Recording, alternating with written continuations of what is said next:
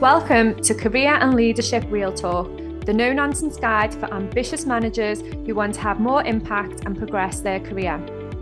I'm Pamela Langan, a job search coach and expert CV writer specialising in helping frustrated professionals land the jobs and pay rises they know they deserve. And I'm Jackie Jagger, a leadership and mindset coach specialising in helping newly promoted and new to role leaders to avoid the dickhead trap and lead with confidence. Between us, we've helped hundreds of leaders and managers to find new roles, take ownership of their careers, and handle the challenges that job searches and leadership responsibility inevitably bring. And now we're joining forces to share with you what we know has worked for our clients. Hello, and welcome to episode 20. We are back this week, and it is we. So I'm back and Pam is back. Her voice is partially recovered. We're going to see how we go. And today's episode, we are talking about neurodiversity. So this week is Neurodiversity Celebration Week. And we have produced this episode, which is job search tips for neurodiverse job seekers. And this episode came about because I had a conversation a few weeks ago with someone who was asking for tips for a family member who is neurodiverse. If you're not aware of what neurodiversity is, this is a whole range of different ways that people's brains work. So things like ADHD, the autistic spectrum, dyslexia, dyspraxia, there's a whole range of different ways that people's brains work. And neurodiversity is the overarching term that covers those various different things. So we felt that this would be hopefully a really practical and helpful episode for people who are neurodiverse and who are job seeking, because it doesn't feel like there's much advice and support out there specifically for you if that's the situation that you're in. So, Pam, is this something that has come up for you quite a bit with clients? Do you work with neurodiverse clients quite often, or is this comparatively rare? Yeah, I work with lots and lots of neurodiverse clients. And I think the key thing for me is to help them create a level playing field. So when they are going into the recruitment process, it's about what do they need to do? How do they need to present themselves so that they get the equal opportunities, and also they get the support that they need throughout that process as well. So if we think about the start of that recruitment process and what that looks like, usually that is a CV or an application form. And that was where the conversation that I had started, because this person was asking on behalf of their family member, should they put it on their CV? And my response to that was, do you know what? It pains me to say it, because you should be able to put it on the CV. But actually, my advice was no. So are you in agreement with that? What's your thoughts around whether you put that on the CV or not? So I think in terms of whether you should put it on or not, my answer is usually no with that. Or there are some situations whereby companies might specifically ask you to disclose that upfront. So you never want to be dishonest, or you never want to hide the truth, or you want to be as transparent as possible. But in terms of sending in a CV into the recruitment process as it stands today, you are better not putting it on so that you don't create any unconscious bias around your condition or your skills and abilities. So what you want to do is create that level playing field, send in your CV that details all of the skills and experience that you've got, and then let them make the decision based on your skills and experience, whether they want to take you to the next stage. And I think that was my kind of thought process when I gave that advice, because neurodiversity is a relatively new term. So when I was employed, when I was a hiring manager, when I was working within HR, L&D, operations teams, I hadn't even heard of the term. It wasn't until I started coaching a few years ago that I even came across the term. And it feels that there is more awareness being created, but equally, I think there's still a lot of judgments, assumptions, bias that can happen around different forms. So people will instinctively have an assumption or a picture in their mind or views when they hear terms like ADHD, for example, autism, autistic spectrum, Asperger's. dyslexia. Like you say, unconscious bias. So at a subconscious level, people will have assumptions about what that means, about perhaps that person's personality, about how they operate, about their skill set and their capabilities. So if that's the case, then do you feel that people should disclose it at some point within a recruitment process, or is that something to keep hidden? What's your guidance for neurodiverse clients of yours? So what I always say is, once you get into the process, once you've been selected, you want to make sure that you're going through the rest of that process feeling comfortable, and that the company are making any reasonable adjustments that you require to make you comfortable and to allow you to shine in that situation as well. So I think the key thing to think about is, as you're going through that process, you need to use your own judgment, and you need to think about, as you go through each step and through each stage, at this point in the process, would it benefit the company knowing? And if you are going into an interview and you don't know what you're going into, for example, if you're not able to concentrate in a noisy environment, and you're going to go into an office and your interview is going to be, in a cordoned off area at the back of the office, that might mean that you can't concentrate as well as you could if it was an enclosed office in a quiet space. So you probably would need to ask questions. You're the only person that knows what you need in order to shine in those situations. Everybody's going to go into them situations nervous. But if you've got additional needs, or if you've got things, reasonable adjustments that they can make to help you feel more comfortable in that environment, in that situation, then you definitely need to think about what that looks like for you, but also start to think about how you communicate that to the employer or to the interviewers as well.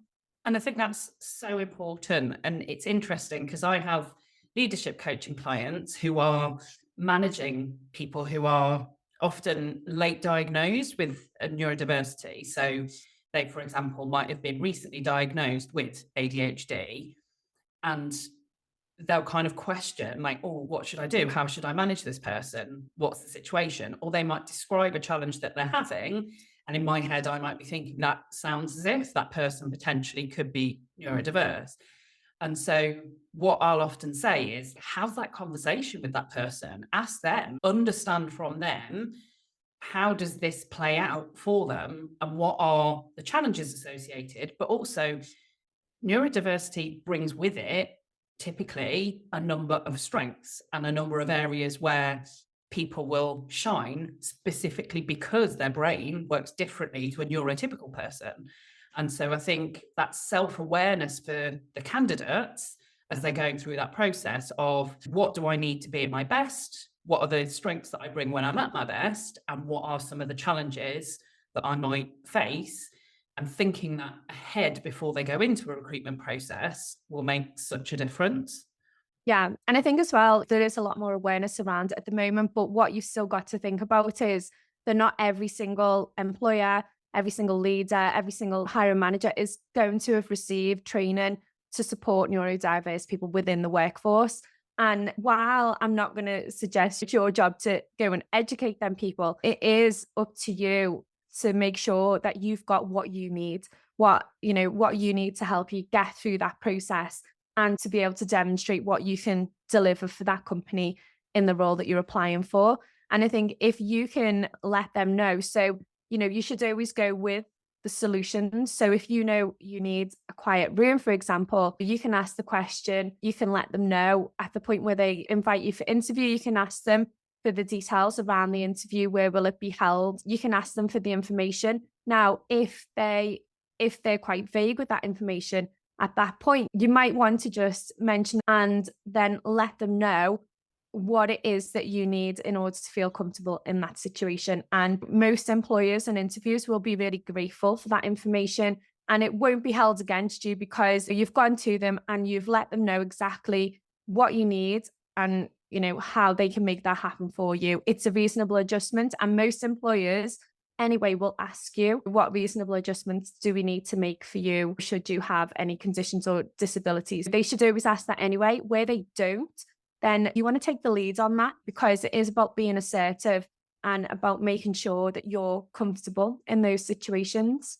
And I think the more that you can be open as you go further through that process, and I think you're absolutely right. There probably isn't enough training, and I feel that is starting to improve. But there isn't enough training for hiring managers. There isn't enough awareness and understanding of how those things play out, of what strengths and challenges are typical and what they may range. And because everybody is individual, even if there is that awareness, that still doesn't mean they know what your experience of being neurodivergent is and how that will benefit their business. And I think one of the things I said in the conversation that I was having with the person that I spoke to was, so in that situation, their family member was dyslexic and they were considering whether or not to put that on their CV. And my point was, for the CV, exactly as we've said, don't put it on. But I said, actually, if you're talking about being dyslexic in interviews, it's not going to be too long before the person on the other side of the desk is like, yeah, I am too. There are an awful lot of people out there who are neurodivergent themselves. And I think when you're in the job search process, it's easy to feel on the back foot and feel that almost that's problematic and people are going to have assumptions that it's a negative thing. But equally, there are an awful lot of people out there in workplaces, a lot of hiring managers, a lot of people who are aware of some of the strengths and where having that open conversation can be a point of connection and kind of we can have a really open conversation about that. Yeah, and I think when we start having more of these open conversations, that's when things start to change, because the more awareness that we can raise in these situations, the easier it's going to get for people to go through the recruitment process, to tackle those first 90 days in a new job and so on. It is about raising the awareness. It is about having the open conversations, and it is about recognizing the difficulties that people can have if they are neurodiverse in the recruitment process, and how the recruitment process can be quite biased.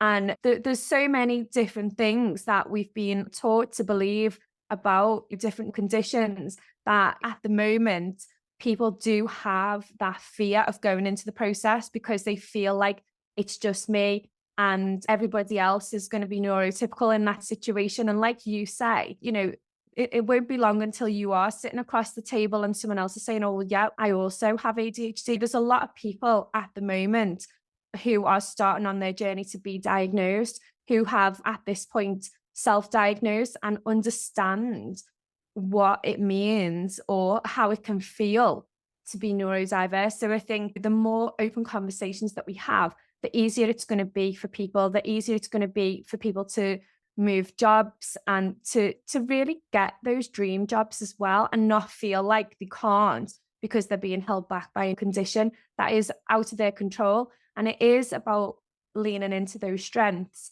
and thinking, okay, what do I bring to the role? And where do I need support? And what does that look like? And how do I communicate that? And it is just a case of getting that clear in your mind so that you can communicate it easily. And it will make all of the difference, and it will give you confidence in that recruitment process as well. And I think one of the things that I suggest is to really reflect, and we've spoken on previous episodes about your kind of career map process and the importance of understanding your previous strengths and achievements from previous roles. And I think if you're neurodiverse and you're going through that process and preparing yourself for interview, one of the things that can be really helpful is to reflect on, how have I successfully adapted and coped with some of the challenges that my neurodiversity brings? Have there been tools that I've put in place that have allowed me to operate successfully? Have there been ways that I've organized myself in terms of how I work that have allowed me to be successful? And what you'll find is, inevitably, you will have a number of tools, a number of coping strategies that you will have successfully used in previous roles. And I think that can form a really useful part of the interview conversation, to be, like you say, quite upfront, but to be able to talk, because I think it's important for potential employers to realize how simple some of those adjustments can be. And I think if you're bringing that from previously, and you've done that successfully before, then that can be really useful to be able to share some of that stuff at interview. And it speaks really well of you that you're showing that, like you say, showing that initiative. Yeah. And I think once you get all of that stuff clear in your mind, it's a lot easier to communicate it. And once you do get into the recruitment process, at the end of the day, most recruitment processes are set up for neurotypical people. And that is the way that it is right now. And companies are making a huge effort to change that and to be more inclusive. But even neurotypical people can find the whole process daunting and a little bit scary, and find it difficult to communicate how they're feeling in that process and also articulate their skills and experience as well. It's very much set up to the whole interview process. I think as time goes on, we're going to see some huge changes in interview processes, because the standard and traditional interview processes in a lot of cases don't get the best from people and don't allow people to really showcase what they can bring, especially if they struggle with communication or just simply communicating their skills and experience in a way that provides that depth of answer that shows what they can bring to the company. There's a whole range of things at play when it comes to interviewing anyway. So I think the key thing is to go into that process and think about the adjustments, and you could get more time to complete an assessment. You might be able to get the interview questions in advance. So now most recruiters are advising employers that providing the interview questions in advance for neurodiverse people is best practice. And there's a lot of that on the internet as well. So you can Google that as well, because there might be some additional things that, will work really well for you. You might be able to ask them to adapt the interview questions so that there's no complex concept, so that it's really, really clear and concise, and you can understand those questions in more detail. In some cases, they might even swap an interview for a work trial. They also might think about the environment that they're going to sit you in. So as I said earlier, if the interviews were planning on being at the back of a cordoned off office where it's really noisy, or next to the canteen where the door's shutting and it's people are in and out and things like that, they might want to create those interviews in a quieter space. And also there might be some technology that you use that make things easier for you, and you can then share that information. There's a whole range of things, and that is just 5 or 6 things that you could do to make sure that you're feeling more comfortable in that interview situation, and really simple things that an employer can adjust and can provide for you to make your life easier.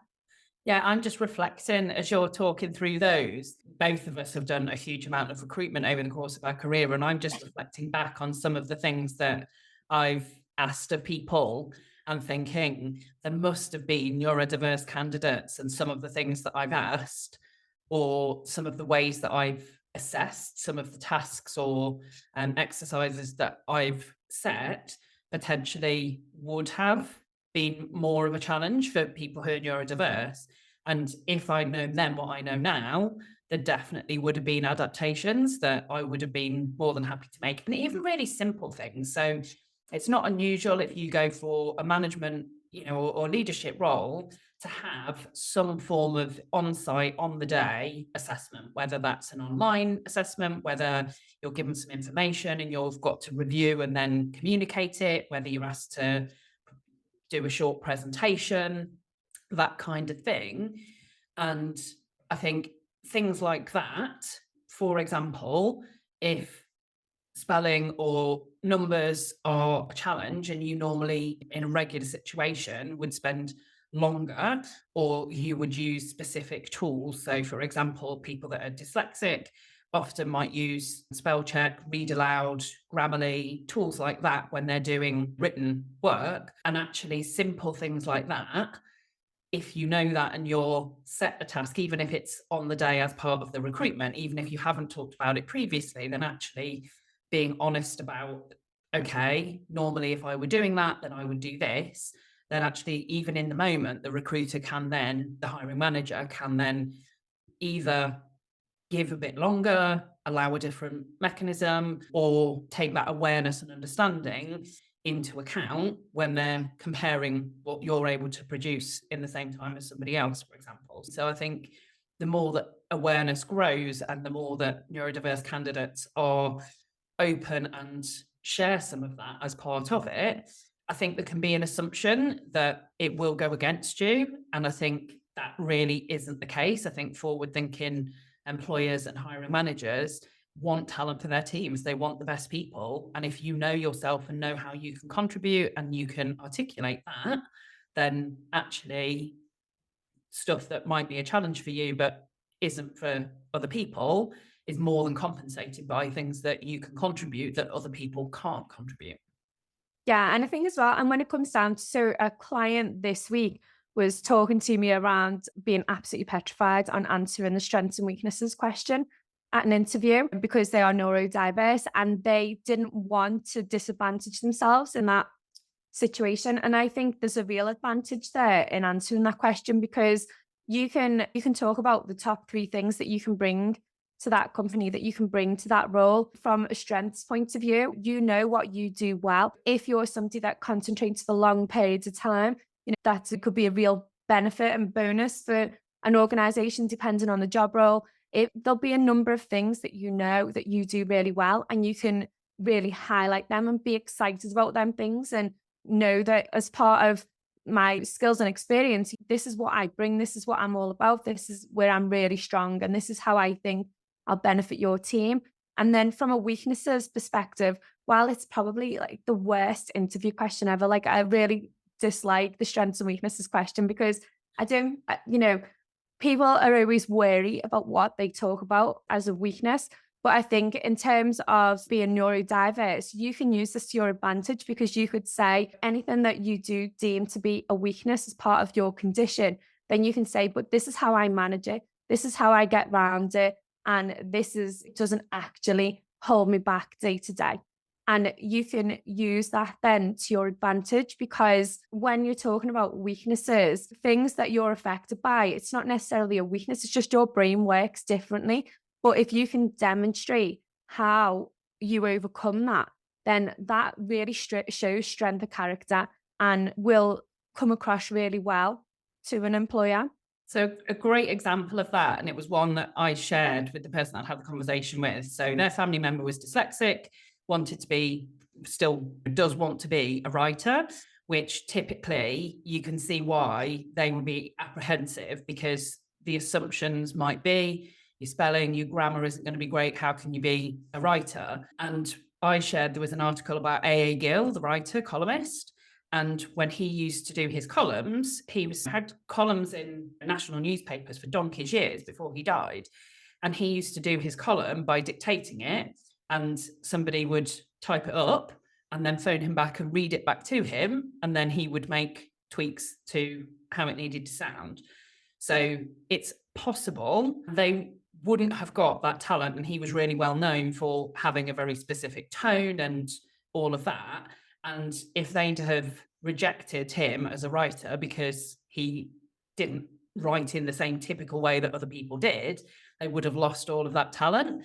So I think it's really important for people who are approaching roles to look at that and think, absolutely, I have something to contribute here, and not let that get in the way of applying for jobs that you really want or assume that you won't get them, because when you've got workarounds, you absolutely can make that contribution and you can manage in the knowledge of what the challenges might be and find ways to work around it. Yeah, definitely. And that is the thing. It is about just having that level of self-awareness so that you're not letting anything hold you back. Because once you understand the best way to manage that and the best way for you to receive the support, then, you've got no limitations because all you need to do is go into that process, ask for what you need and demonstrate what you bring. So it just makes it so much easier. And it takes away, there's no ceiling point on your career because you're neurodiverse. You can do whatever you want to do. You just need to create that plan and start working towards it and go through the process. The process might seem a little bit more difficult, but the more times you go through the interview process, the easier it's going to be. the easier it's going to be to articulate your experience, and also to be able to articulate the support and the adjustments that you need to make you more comfortable as well. Absolutely. And I think if there was one thing for all candidates that makes life easier for recruiters and hiring managers, it's self-awareness. And when people know their strengths and can articulate them, and when they know what challenges they might face within a role and they can articulate how they can work with that, then you make it so much easier for recruiters to make the decision and to recognize and to kind of imagine you in that role, doing that role, making that contribution that you're talking about. So yeah, as tough as it might feel, I think encouraging yourself and really working to maintain your confidence and keep yourself going, and not assume that things will go badly because you're neurodiverse, but actually to assume, do you know what, this could well be a great opportunity and this person is going to be really open to it, and go with that mindset that it's more likely to go well, then you're more likely to make it go well. Yeah. And I think as well, one of the key things this is what I say to everybody in the job search process and the recruitment process, like rejection is a normal part of that. You're not going to get every single job that you go for. Some people might do, but it's very rare. And even with your applications, there's always going to be some kind of rejection. A lot of people take that really personally. And if there are other things going on for them, then they can just make that assumption in their own mind that it's because of X, Y, or Z. And I think what I just want to say to people is rejection is a natural part of the job search process. So if you are facing rejection, if you are hitting brick walls, what it's usually down to is how you are marketing yourself in terms of what you're putting on your CV, what are you writing on application forms in terms of what skills and experience you bring, rather than it being anything else. Just accepting that rejection is part of the process. And if you do keep hitting those barriers, then going back and looking at what information you've got on your CV and your application form before you start thinking that it's anything else, and allowing that to knock your confidence as well. Yeah, perfect. So in summary then, don't generally put it on your CV. Do be prepared to discuss it and talk about it as part of that recruitment process, and consider when might be the right time.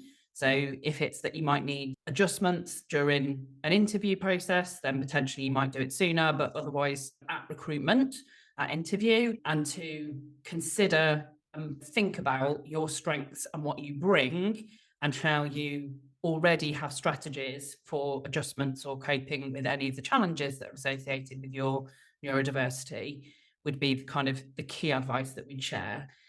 Is there anything else before we wrap up, or does that pretty much cover it? I think we've pretty much covered it, haven't we? But if anybody is struggling with the recruitment process or the job search process generally, then do get in touch with us, because there might just be some quick tips that we can give you to make that process easier for you.